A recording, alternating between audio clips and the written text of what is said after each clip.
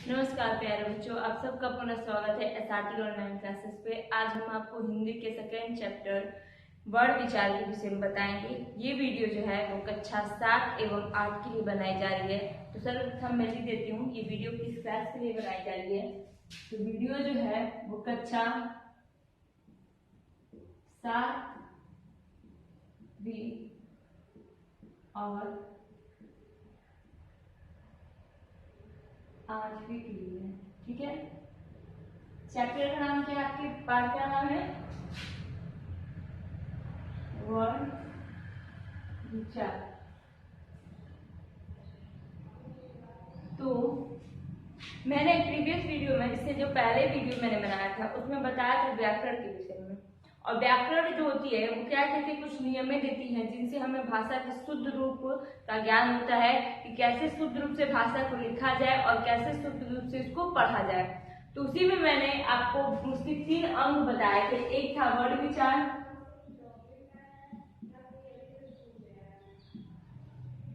दूसरा था शब्द विचार और जो तीसरा था वो था वाक्य विचार।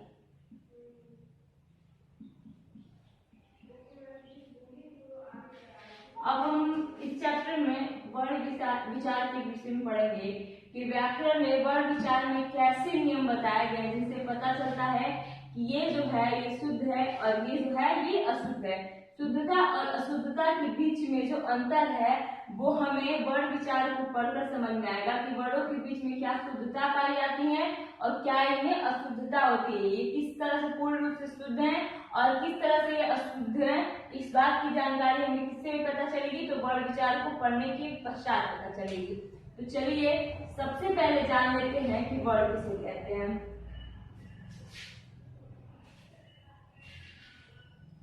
तो वर्ड की परिभाषा इस प्रकार है।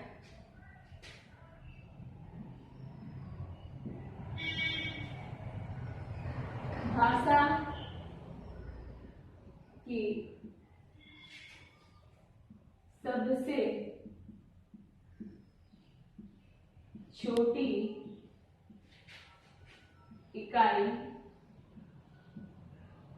जिसको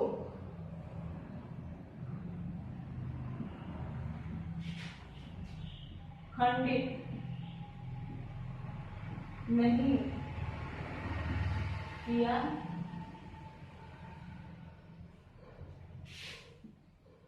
किया जा सकता उसे वर्ड कहते हैं।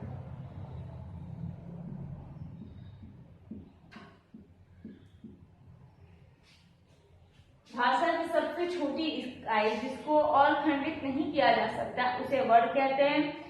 मूल जो ध्वनि होती है, ध्वनि योग के लिखित रूप को भी वर्ड कहते हैं। भाषा में जितनी भी ध्वनियां होती हैं, किसी भी लिपि के लिखने के लिए ध्वनियों की जरूरत पड़ती है। तो जो ध्वनियों की लिखित रूप होती है उसको क्या कहते हैं?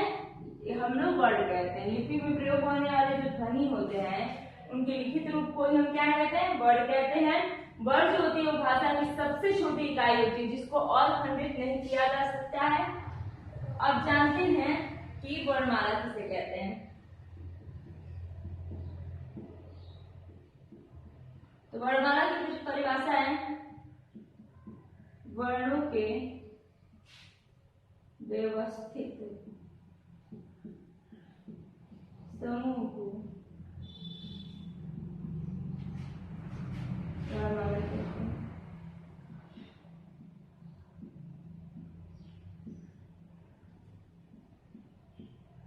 जितने भी हिंदी व्याकरण वर्ड पाए जाते हैं उनका जो एक व्यवस्थित समूह है, मतलब कि ये स्वर है, ये व्यंजन है या फिर ये जो भी है, उसी को हम क्या कहते हैं? वर्णमाला कहते हैं। वर्णमाला के अंतर्गत सारे वर्ण आते हैं।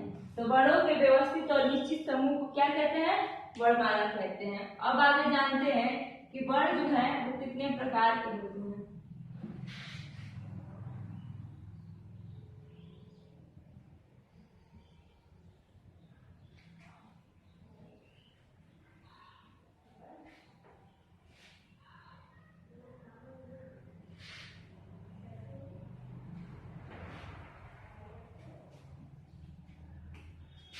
हिंदी में वर्ण दो प्रकार के होते हैं।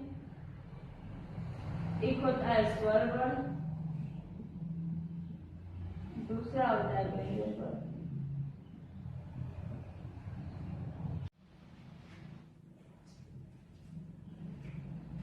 तो अब जानते हैं स्वर वर्ण किसे कहते हैं। तो स्वर वर्ण की परिभाषा कुछ इस प्रकार होती है कि स्वर वर्ण ऐसे वर्ण होते हैं जिनके उच्चारण में किसी अन्य ध्वनि की सहायता नहीं लेनी पड़ती है और जो प्राणवायु होती है, मतलब मुख की जो हवा होती है, वो बहुत ही आसानी से बाहर निकल जाती है। तो परिभाषा कुछ इस प्रकार होगी। स्वर वे वर्ण जिनके उच्चारण में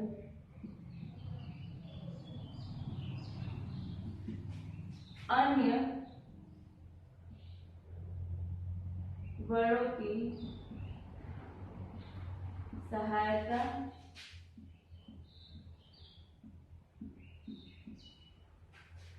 नहीं लेनी पड़ती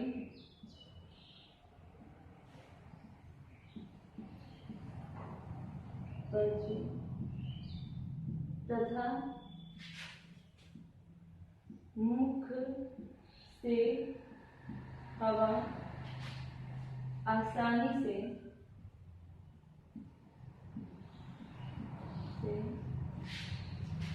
बाहर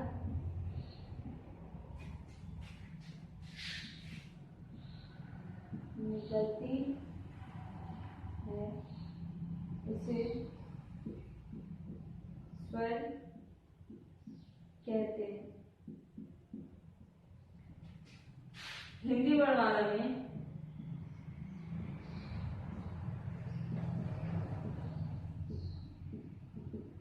स्वरों की संख्या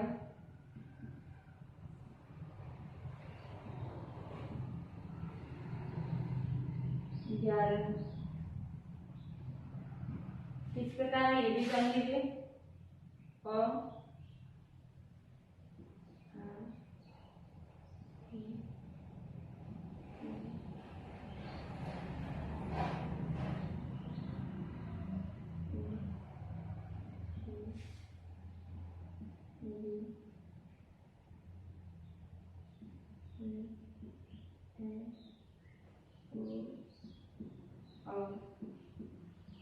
सब के सब स्वर है। तो स्वर की परिभाषा है वे वर्ड जिनके उच्चारण में अन्य वर्णों की सहायता नहीं लेनी पड़ती तथा मुख से हवा बहुत ही आसानी से बाहर निकल आती है, उसे स्वर कहते हैं। हिंदी में स्वरों की संख्या जो है वो 11 है और ये इस प्रकार है अ आ ई उ ऐसे करके जो भी है, ये क्या है, ये सारे के सारे स्वर हैं। अब जान लेते हैं कि स्वरों के कितने प्रकार होते हैं। पहले आपने जाना कि स्वर किसे कहते हैं, स्वर की परिभाषा जान ली, कितने की संख्या ये जान ली। अब आपको जानना है कि स्वर की कितने भेद होते हैं, कितने प्रकार होते हैं। तो स्वर जो होता है वो 3 प्रकार का होता है।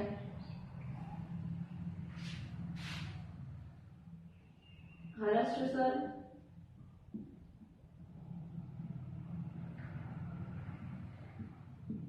दीर्घ स्वर,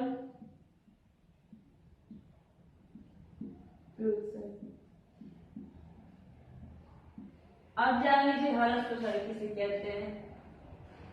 तो जिन वर्णों के उच्चारण में कम समय लगता है वे है हलस्व स्वर।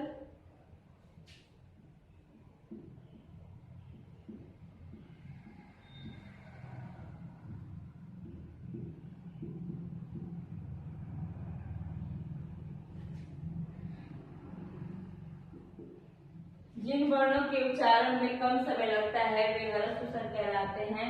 इनकी संख्या 4 है। 4 संख्या है इनकी। कौन कौन है ये भी जान लीजिए। अ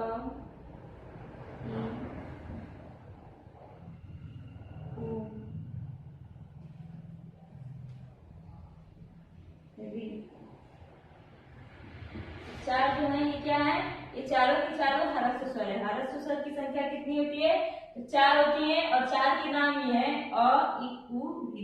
ठीक है, ये ह्रस्व स्वर है। उसके बाद जानिए दीर्घ स्वर किसे कहते हैं,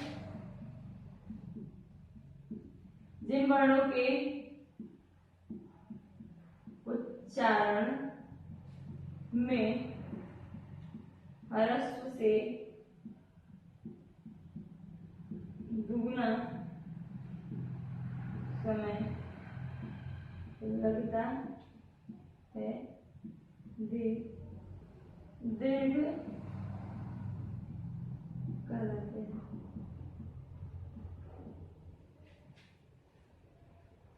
ये है आ, ई, उ, ए,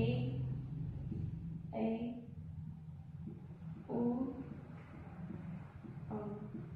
ये सारे के सारे क्या हैं, ये सारे के सारे दीर्घ स्वर हैं। इनकी संख्या कितनी होती है, तो इनकी संख्या होती है 7। ये 7 होते हैं। उसके बाद से जाने से फ्रूट स्वर की तरह करते हैं। फ्रूट स्वर कहते हैं जिन स्वर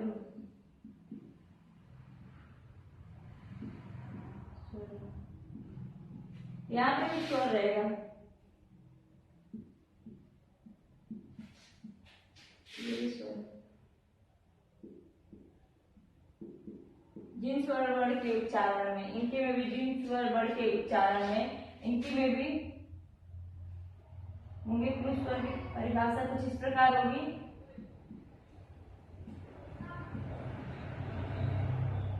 जिन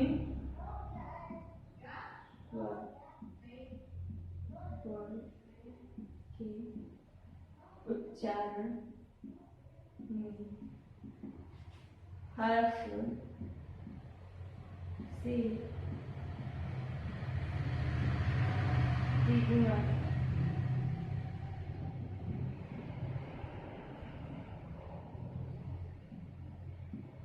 समय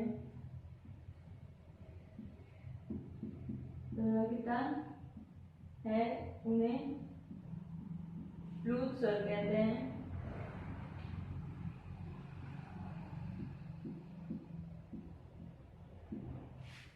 इनका प्रयोग होता है या तो आप रोते हो, या आप किसी को पुकारते हो, या आप कभी गाना गाते हो, तो जब आप उच्चारण करते हो तो वो उच्चारण जो होती है उसमें मतलब कि बहुत ज्यादा समय लेता है। जैसे गाना आप गाते हो तो रा बोलोगे तो रा ऐसे करके ऐसे एक चिन्ह जो है वो जुड़ जाते हैं। जैसे पुकार है और ओम को बुलाना है आपको, करना बोलोगे ओम, तो ये क्या हो गया, ये पुरुष स्वर हो गया, क्योंकि ह्रस्व से यहाँ पे कितना समय लग रहा है, यहाँ से इसे 3 गुना समय लग रहा है और इसमें 2 गुना समय लगता है, और जिसमें सबसे कम समय लगता है वो है आपका ह्रस्व स्वर, जिसमें 2 गुना समय लगता है वो है दीर्घ स्वर, और जिसमें 3 गुना समय लगता है वो है पुरुष स्वर।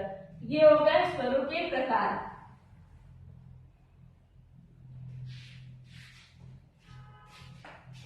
अब जान लीजिए कि स्वरों की मात्रा क्या कहलाती है।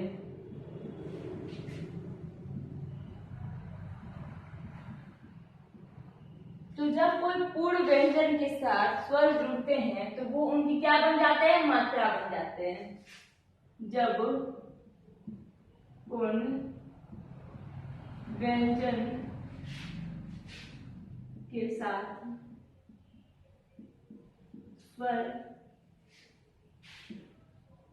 जुड़ते हैं तो वे उनकी मात्रा बन जाती है।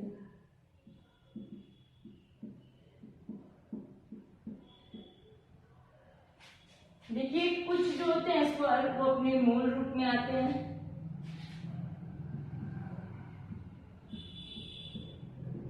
और कुछ जो है वो मात्रा के रूप में भी आते हैं।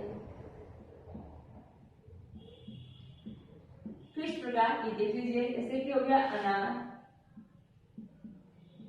और एक स्वर है बट ये अपने मूल रूप में आया है। ठीक है, मतलब अनार इसके साथ जुड़ा हुआ है, मात्रा के रूप में नहीं आया है। ई भी एक स्वर है बट ये अपने मूल रूप में आया है, ये भी अपने पूरे मूल रूप में आया है, किसी मात्रा के रूप में नहीं लगा हुआ है, इत्यादि। अब इनका मात्रा रूप देख लीजिए, जैसे कि मान 4, यहाँ पे भी आ की मात्रा दी हुई है, यहाँ पे भी आ की मात्रा दी हुई है, लेकिन ये मात्रा के रूप में आया है, ना कि अपने मूल रूप में। अगर ऐसे आता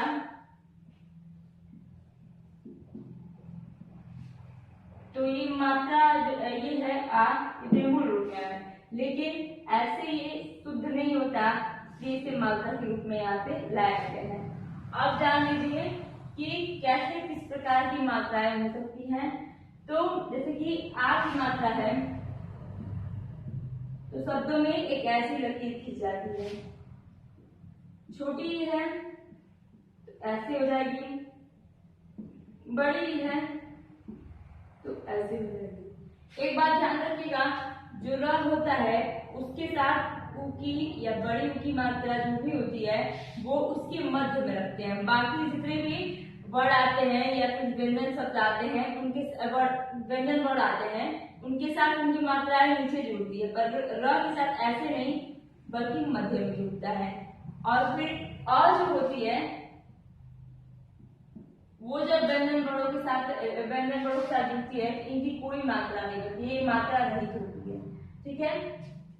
और जो मतलब कि र है उसके साथ अगर आप जोड़ते हो उ और उ को, तो दोनों की जो मात्रा है वो मध्य में लगेगी, ना कि नीचे लगेगी। और भी बहुत सारे नियम हैं जो स्वरों की मात्राएं में बताई जाती हैं, जिससे ये पूर्ण रूप से शुद्ध दिखते हैं। अब जान लीजिए कि अयोग्य वाह क्या होता है।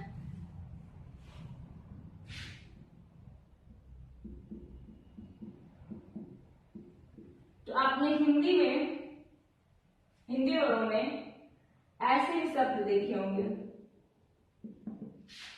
लेकिन ना तो ये स्वर होते हैं और ना ही ये दोनों व्यंजन होते हैं। इन्हें ना स्वर में गिना जाता है और ना ही इन्हें व्यंजन में गिना जाता है। ये दोनों जो है वो क्या है, अयोग्यवाह है। तो ऐसे शब्द जो ना स्वर में आते हैं और ना ही व्यंजन में आते हैं, बल्कि एक अलग ही रूप को धारण करते हैं, उन्हें क्या कहते हैं, अयोग्यवाह कहते हैं।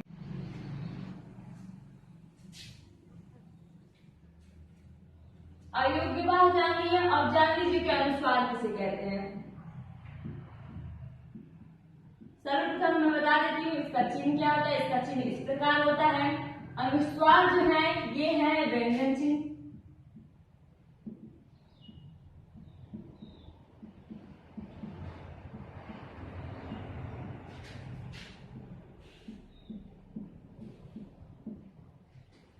इन्हें व्यंजन चिन्ह भी कहते हैं।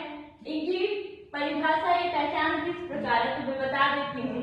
जो भी वर्गों के पक्षमाक्षर होते हैं, ठीक है, उन पक्षमाक्षर अगर अरहित है, मतलब कि हलंत उनमें जुड़ा हुआ है, अगर इस प्रकार पाए जाते हैं या फिर इस प्रकार पाए जाते हैं, तो ये अगर अपने ही वर्ग के पहले, मतलब अपने वर्ग के जो वर्ण है उनके पहले अगर जुड़ते हैं, तो इनके स्थान पे इस चिन्ह का प्रयोग किया जाता है।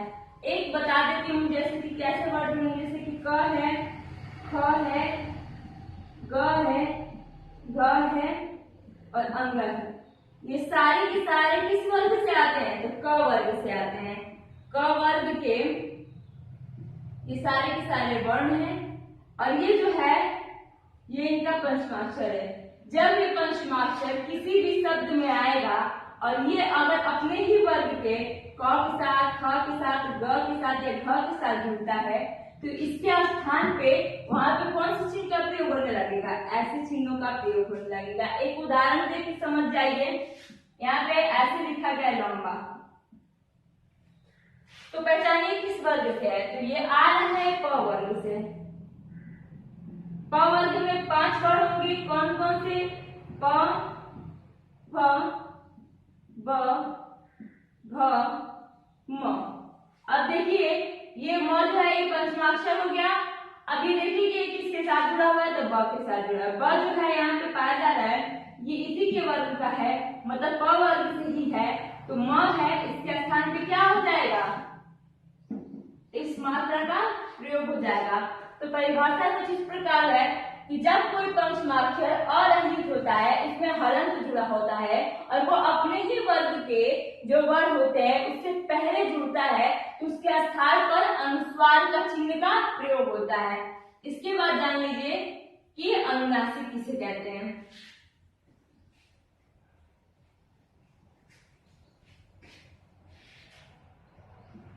अनुनासिक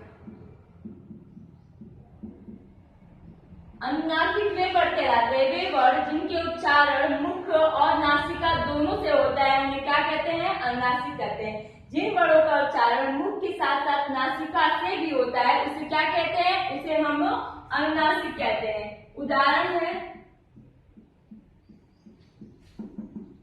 चांद, गांव इत्यादि। एक बात और याद रखिएगा, अनुनासिक को हम लोग चंद्र बिंदु भी कहते हैं।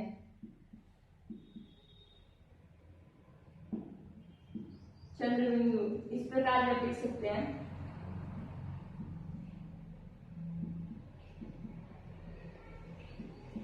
ठीक है, और इसका चिन्ह इस तरह होता है। तो जब किसी वर्ड का उच्चारण नासिका और मुख दोनों से होता है तो वहां पे कौन सा मात्रा वर्ड आते हैं? तो वहां पे अनुनासिक जुड़ता है, वहां पे अनुनासिक की मात्रा आती है। जिन वर्णों का उच्चारण मुख के साथ साथ नासिका से भी होती है तो वहां पे अनुनासिक की मात्रा लगती है। अब जानिए विसर्ग किसे कहते हैं। ये है, इनका उच्चारण जो होता है वो ह के समान होता है और ये जो है ये व्यंजन के अंत में जुड़ते हैं। जैसे कि अगर अतः है तो आप ऐसे लिखोगे तो ये शुद्ध नहीं होगा, इसे ऐसे लिखा जाता है अतः। तो जो ये दो चिन्ह पाए जा रहे हैं ऐसे ऐसे करके, ये दोनों चिन्ह किसके हैं? विसर्ग के हैं। तो जब कि कोई भी व्यंजन ह के समान उसका उच्चारण, कोई भी वर्ड का ह के समान उच्चारण हो रहा है तो वहां पे कौन से चिन्ह का प्रयोग होगा? तो वहां पे विसर्ग के चिन्हों का प्रयोग होगा। ये जो है ये कि अंत में जुड़ते हैं व्यंजन के। इसके साथ साथ जान लीजिए हलंत क्या कहलाते हैं। हलंत जो होते हैं ऐसे चिन्ह है जो कि वर्ड जो है अगर अरहित है, कि पूर्ण व्यंजन नहीं है या कि पूर्ण रूप से नहीं पाए जा रहे हैं तो वहां पे हलंत का एक तिरछी निशान का एक कि चिन्ह लगाया जाता है जो कि हलंत का चिन्ह कहलाता है। जब कोई भी वर्ड पूर्ण रूप से नहीं होता है तो उसे दर्शाने के लिए हलंत का चिन्ह लगाया जाता है। स्वरों की बात जानिए कि व्यंजन किसे कहते हैं। तो व्यंजन की परिभाषा होती है वे वर्ड जिनके उच्चारण में स्वर वर्ड की सहायता लेनी पड़ती है तथा प्राणवायु मुख के विभिन्न भागों को स्पर्श करती हुई बाहर निकलती है, उसे क्या कहते हैं? उसे व्यंजन वर्ड बोलते हैं। जिन वर्णों के उच्चारण में स्वर वर्णों की सहायता लेनी पड़ती है तथा मुख की जो प्राणवायु होती है वो विभिन्न भागों को स्पर्श करती हुई बाहर आती है, जिसे क्या कहते हैं? व्यंजन कहते हैं। व्यंजन जो है वो 4 प्रकार में बांटा गया है। इनके प्रकारों को जानते हैं और समझते हैं। तो देखिए सर्वप्रथम आते हैं स्पर्श व्यंजन, उसके बाद से आता है अंतस्थ व्यंजन, उसके बाद उपस्थ व्यंजन, उसके बाद संयुक्त व्यंजन। सबसे पहले जानिए स्पर्श व्यंजन क्या कहलाता है। जिन व्यंजन वर्णों के उच्चारण में हमारे प्राणवायु मुख के विभिन्न भाग जैसे कि कंठ, तालु, मूर्धा, दंत, ओष्ठ को स्पर्श करती हुई बाहर निकलती है उसे क्या कहते हैं? स्पर्श व्यंजन कहते हैं।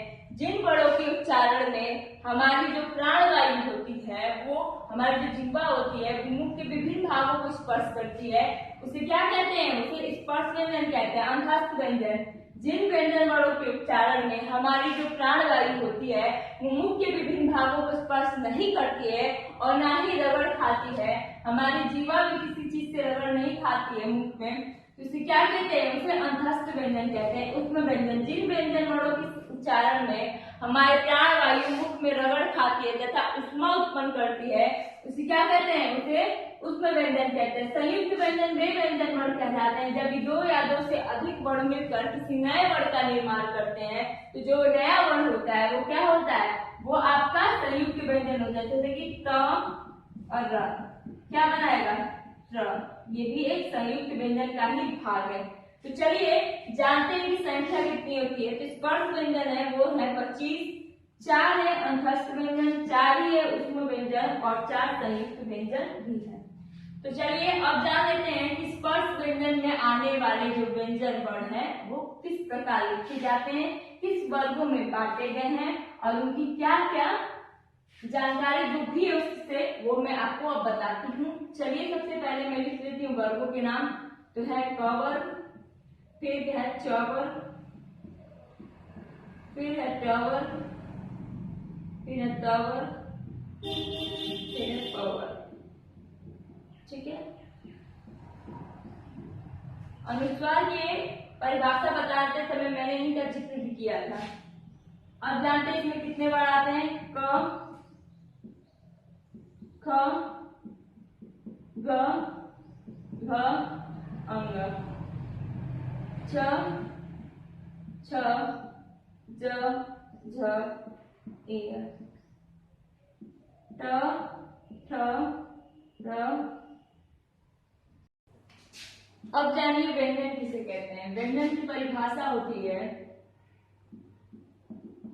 वे वर्ड जिनके उच्चारण में स्वर वर्णों की सहायता लेनी पड़ती है तथा प्राणवायु मुख के विभिन्न भागों को स्पर्श करते हुए बाहर आती है, उसे व्यंजन कहते हैं। मतलब व्यंजन वर्ड के उच्चारण करते समय आपको स्वर वर्ण की सहायता लेनी पड़ेगी और साथ साथ जो आपकी प्राणवायु है मतलब मुख से निकलने वाली जो हवा है वो मुख के विभिन्न भागों को स्पर्श करेगी। आपकी जीवा जो है वो मुख के विभिन्न भागों को स्पर्श करेगी।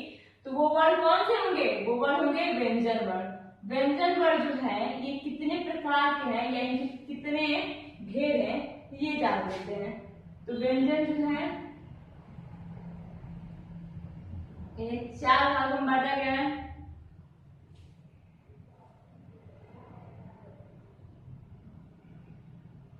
एक है स्पर्श व्यंजन, दूसरा है अंतस्थ व्यंजन,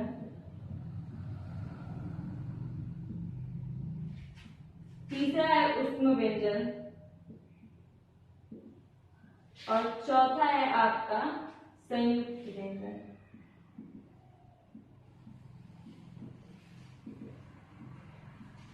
अब जानिए कि इनकी परिभाषाएं क्या होती है। फिर क्या है, स्पर्श का मतलब होता है छूना। तो वे वर्ड ये वे व्यंजन वर्ड जिनके उच्चारण करते समय हमारी जो जिह्वा है या फिर हमारी जो प्राणवायु है वो मुख के विभिन्न भागों को स्पर्श करती हुई बाहर निकलेगी। जैसे कि कंठ, तालु, मूर्धा, दंत, ओष्ठ। इसको अगर ये छूती हुई बाहर निकलती है तो इसे क्या कहते हैं, उसे स्पर्श व्यंजन कहते हैं। अंतस्थ व्यंजन उसे कहते हैं जिन व्यंजन वर्णों के उच्चारण में हमारे प्राणवायु मुख के विभिन्न भागों को स्पर्श नहीं करती है तथा कोई रगड़ाव या फिर रगड़ाहट नहीं आती है, उसमें रगड़ नहीं आती है, उसे क्या कहते हैं, अंतस्थ व्यंजन कहते हैं। मतलब जिन व्यंजन वर्णों के उच्चारण में प्राणवायु बहुत ही आसानी से बाहर निकल जाती है, उनमें रगड़ नहीं उत्पन्न होती है, उसमें ऊष्म नहीं उत्पन्न होता है तथा उनके उच्चारण करते समय प्राणवायु मुख के विभिन्न भागों को स्पर्श नहीं करती है, उसे क्या कहते हैं, उसे अंतस्थ व्यंजन कहते हैं। ऊष्म व्यंजन, ऊष्म का मतलब होता है गर्मी। तो आप यहाँ से समझ जाएगा जिन व्यंजन वर्णों के उच्चारण में हमारी प्राणवायु में घर्षण की आवाज निकलती है तथा गर्माहट निकलती है, वहां पे कौन सा व्यंजन होता है, वहां पे ऊष्म व्यंजन होता है। उच्चारण करते समय अगर हमारी प्राणवायु घर्षण या फिर उष्मा गर्मी उत्पन्न करती है तो वो कौन सा व्यंजन होता है, वो ऊष्म व्यंजन होता है। संयुक्त व्यंजन, संयुक्त व्यंजन वे व्यंजन कहलाते हैं जिनके उच्चारण 2 या 2 से अधिक व्यंजनों के मेल से होता है। मतलब वे वर्ण जो 2 या 2 के अधिक व्यंजन वर्ण के मेल से बनते हैं उन्हें क्या कहते हैं, इन्हें संयुक्त व्यंजन कहते हैं। ठीक है, किस प्रकार के होते हैं ये देख लीजिए। क और श मिलेगा तो क्या बनाएगा, छ। उसके बाद से त और र मिलेगा तो क्या बनाएगा, द्र। उसी तरह से ज और या बनाएगा तो क्या बनेगा, य। ये सारे के सारे संयुक्त व्यंजन के ही भाग हैं। ठीक है, जो 2 या 2 वर्णों के मेल से बनकर एक नए वर्ड का निर्माण हो रहा है, एक नया वर्ण बन रहा है यहाँ पे। तो चलिए अब जानते हैं कि स्पर्श व्यंजन कितने प्रकार के होते हैं, इनके क्या क्या मतलब वर्ग हैं, क्या क्या इस वर्गों में कौन कौन से वर्ग पंचमाक्षर है या क्या है, इन सब के विषय में जानते हैं। तो स्पर्श व्यंजन की परिभाषा तो मैंने आपको बताई ही थी। जिन व्यंजन के उच्चारण करते समय हमारी जो प्राणवायु है या जीवा है मुंह के विभिन्न भागों को स्पर्श करती हुई बाहर आती है, उसे स्पर्श व्यंजन कहते हैं। इन्हें 5 वर्गों में बांटा गया है। पहला है क वर्ग, दूसरा है च वर्ग, तीसरा है ट वर्ग, चौथा है त वर्ग और पांचवा है प वर्ग। क वर्ग के अंतर्गत आते हैं क, ख, ग, घ, अंग। ठीक है, सारे में हलंत लगे होंगे। उसके बाद फिर च, छ, ज, झ, य, फिर ट, ठ, ड़, ढ, फिर त, थ, द, त, थ, द, ध, न, फिर प, फ, ब, भ, म, सारे हलंत लगेंगे।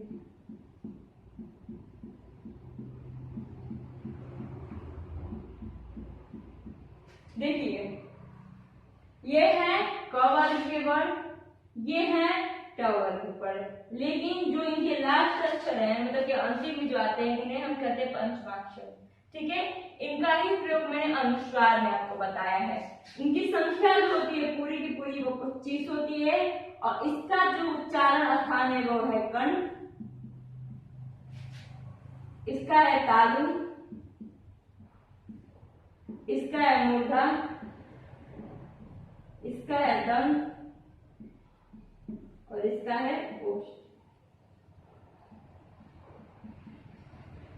ठीक है, इसके उच्चारण करते समय आपको कंठ के द्वारा आप इसका उच्चारण करेंगे। इसका उच्चारण आप तालु से करेंगे, इसका आप मूर्धा से करेंगे, इसका दंत से करेंगे और इसका ओष्ठ से करेंगे। इन सबका ये उच्चारण स्थान है। उसके बाद से जानिए अंतस्थ व्यंजन क्या क्या होते हैं।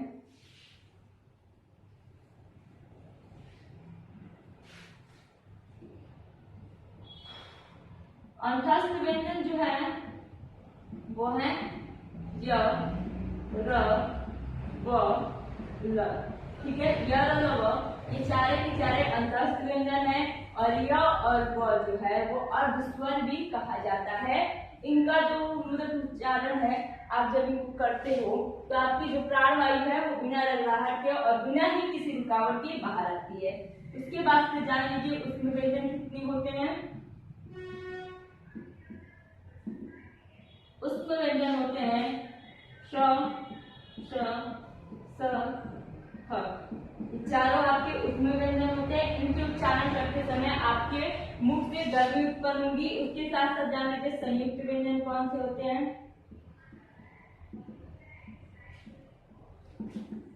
संयुक्त व्यंजन है छ, त्र, य, श्र। छ, त्र, ग्रे, श जो भी है ये सारे के सारे संयुक्त व्यंजन होते हैं। उसके बाद फिर जान लीजिए कि क्या है अल्प प्राण, क्या है महाप्राण। अल्प प्राण और महाप्राण।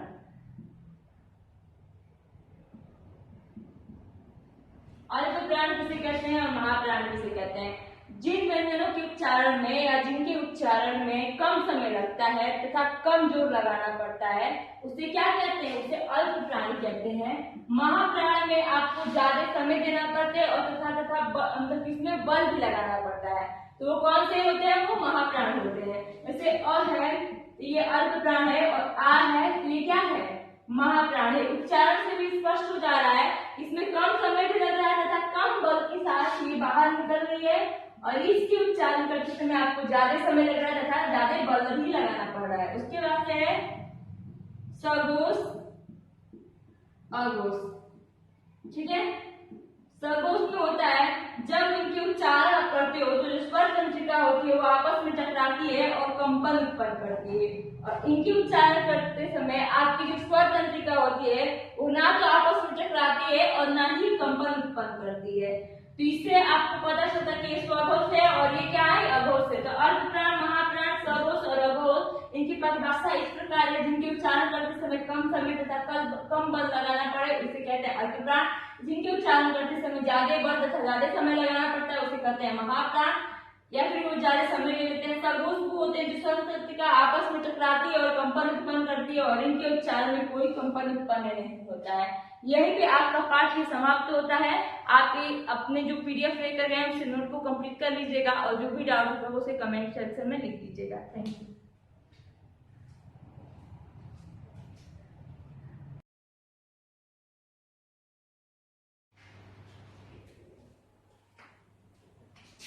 अब जानिए व्यंजन किसे कहते हैं। व्यंजन की परिभाषा होती है वे वर्ड जिनके उच्चारण में स्वर बड़ों की सहायता लेनी पड़ती है तथा प्राणवायु मुख के विभिन्न भागों को स्पर्श करते हुए बाहर आती है उसे व्यंजन कहते हैं। मतलब व्यंजन वर्ड के उच्चारण करते समय आपको स्वर वर्ड की सहायता लेनी पड़ेगी और साथ साथ जो आपकी प्राणवायु है, मतलब मुख से निकलने वाली जो हवा है वो मुख के विभिन्न भागों को स्पर्श करेगी। आपकी जीवा जो है वो मुख के विभिन्न भागों को स्पर्श करेगी। तो वो वर्ड कौन से होंगे, वो वर्ड होंगे व्यंजन वर्ड। व्यंजन वर्ड जो है ये कितने प्रकार के हैं या इनके कितने भेद हैं ये जान लेते हैं। तो व्यंजन जो है इन्हें 4 भागों में बांटा गया है।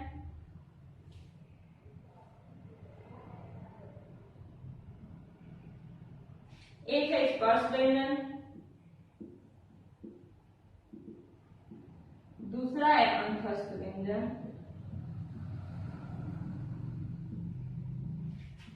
तीसरा है ऊष्म व्यंजन और चौथा है आपका संयुक्त व्यंजन।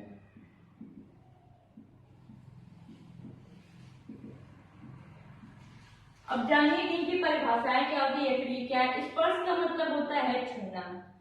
तो वे वर्ड, ये वे व्यंजन वर्ड जिनके उच्चारण करते समय, वे व्यंजन वर्ड जिनके उच्चारण करते समय हमारी जो जिह्वा है या फिर हमारी जो प्राणवायु है वो मुख के विभिन्न भागों को स्पर्श करती हुई बाहर निकलेगी, जैसे कि कंठ, तालु, मूर्धा, दंत, ओष्ठ। इसको अगर ये छूती हुई बाहर निकलती है तो उसे क्या कहते हैं, उसे स्पर्श व्यंजन कहते हैं। अंतस्थ व्यंजन उसे कहते हैं जिन व्यंजन वर्णों के उच्चारण में हमारे प्राणवायु मुख के विभिन्न भागों को स्पर्श नहीं करती है तथा कोई रगड़ाव या फिर रगड़ाहट नहीं आती है, उसमें रगड़ नहीं आती है, उसे क्या कहते हैं, अंतस्थ व्यंजन कहते हैं। मतलब जिन व्यंजन वर्णों के उच्चारण में प्राणवायु बहुत ही आसानी से बाहर निकल जाती है, उनमें रगड़ नहीं उत्पन्न होती है, उसमें ऊष्म नहीं उत्पन्न होता है तथा उनके उच्चारण करते समय प्राणवायु मुख के विभिन्न भागों को स्पर्श नहीं करती है, उसे क्या कहते हैं, उसे अंतस्थ व्यंजन कहते हैं। ऊष्म व्यंजन, ऊष्म का मतलब होता है गर्मी। तो आप यहाँ से समझ जाएगा जिन व्यंजन वर्णों के उच्चारण में हमारी प्राणवायु में घर्षण की आवाज निकलती है तथा गर्माहट निकलती है, वहां पे कौन सा व्यंजन होता है, वहां पे ऊष्म व्यंजन होता है। उच्चारण करते समय अगर हमारी प्राणवायु घर्षण या फिर उष्मा गर्मी उत्पन्न करती है तो वो कौन सा व्यंजन होता है, वो ऊष्म व्यंजन होता है। संयुक्त व्यंजन, संयुक्त व्यंजन वे व्यंजन कहलाते हैं जिनके उच्चारण दो या दो से अधिक व्यंजनों के मेल से होता है। मतलब वे वर्ण जो दो या दो के अधिक व्यंजन वर्ण के मेल से बनते हैं उन्हें क्या कहते हैं, उन्हें संयुक्त व्यंजन कहते हैं। ठीक है, किस प्रकार के होते हैं ये देख लीजिए। क और श मिलेगा तो क्या बनाएगा, छ। उसके बाद से त और र मिलेगा तो क्या बनाएगा, द्र। उसी तरह से ज और या बनेगा तो क्या बनेगा, य। ये सारे के सारे संयुक्त व्यंजन के ही भाग हैं। ठीक है, जो दो या दो वर्णों के मेल से बनकर एक नए वर्ण का निर्माण हो रहा है, एक नया वर्ण बन रहा है यहाँ पे। तो चलिए अब जानते हैं कि स्पर्श व्यंजन कितने प्रकार के होते हैं, इनके क्या क्या मतलब वर्ग हैं, क्या क्या इस वर्गों में कौन कौन से वर्ग पंचमाक्षर है या क्या है, इन सब के विषय में जानते हैं। तो स्पर्श व्यंजन की परिभाषा तो मैंने आपको बताई ही थी। जिन व्यंजन के उच्चारण करते समय हमारी जो प्राणवायु है या जीवा है मुंह के विभिन्न भागों को स्पर्श करती हुई बाहर आती है, उसे स्पर्श व्यंजन कहते हैं। इन्हें 5 वर्गों में बांटा गया है। पहला है क वर्ग, दूसरा है च वर्ग, तीसरा है ट वर्ग, चौथा है त वर्ग और पांचवा है प वर्ग। क वर्ग के अंतर्गत आते हैं क, ख, ग, घ, अंग। ठीक है, सारे में हलन करे होंगे। उसके बाद से च, छ, ज, झ, य, फिर ट, ठ, ड़, ढ, फिर त, थ, द, त, थ, द, ध, न, फिर प, फ, ब, भ, म। सारे हल करेंगे।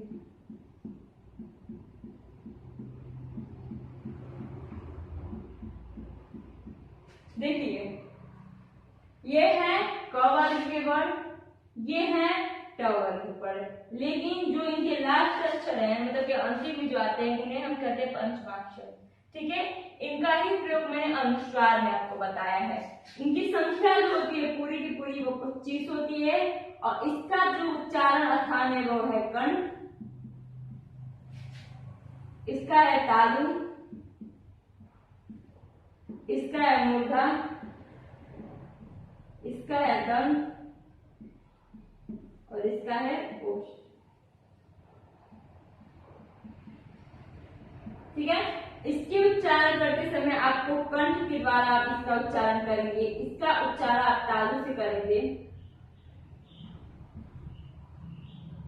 इसका आप मूर्धा से करेंगे, इसका दंत से करेंगे और इसका ओष्ठ से करेंगे।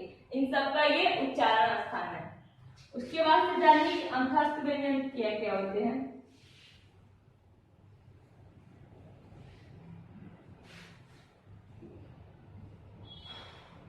अंतस्थ व्यंजन जो है वो है य, र, व, ल। ठीक है, य, र, व ये सारे के सारे अंतस्थ व्यंजन है और य और व जो है वो अर्धस्वर भी कहा जाता है। इनका जो मतलब उच्चारण है आप जब इनको करते हो तो आपकी जो प्राणवायु है वो बिना रगड़ाहट के और बिना ही किसी रुकावट के बाहर आती है। इसके बाद से जान लीजिए उसमें व्यंजन कितने होते हैं। उसमें व्यंजन होते हैं श, श, स, ह। चारों आपके उसमें व्यंजन होते हैं। इनके उच्चारण करते समय आपके मुख से गर्मी उत्पन्न होगी। उसके साथ साथ जान लीजिए संयुक्त व्यंजन कौन से होते हैं।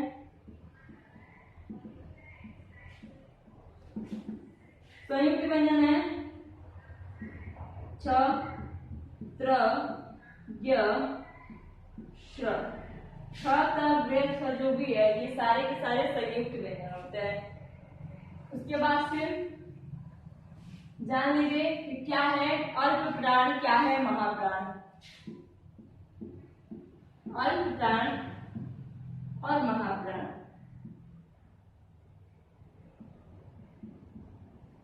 अल्प प्राण किसे कहते हैं और महाप्राण किसे कहते हैं। जिन व्यंजनों के उच्चारण में या जिनके उच्चारण में कम समय लगता है तथा कम जोर लगाना पड़ता है उसे क्या कहते हैं, उसे अल्प प्राण कहते हैं। महाप्राण में आपको ज्यादा समय देना पड़ता है और तथा मतलब इसमें बल भी लगाना पड़ता है, तो वो कौन से होते हैं, वो महाप्राण होते हैं। जैसे अ है ये अल्प प्राण है और आ है तो ये क्या है, महाप्राण है। उच्चारण से भी स्पष्ट हो जा रहा है, इसमें कम समय भी लग रहा है तथा कम बल के साथ ये बाहर निकल रही है और इसके उच्चारण करते समय आपको ज्यादा समय लग रहा है तथा ज्यादा बल भी लगाना पड़ रहा है। उसके बाद से है सघोष, अघोष। ठीक है, सघोष में होता है जब इनके उच्चारण आप करते हो तो जो स्वर तंत्रिका होती है वो आपस में टकराती है और कंपन उत्पन्न करती है। और इनके उच्चारण करते समय आपकी जो स्वर तंत्रिका होती है वो ना तो आपस में टकराती है और ना ही कंपन उत्पन्न करती है।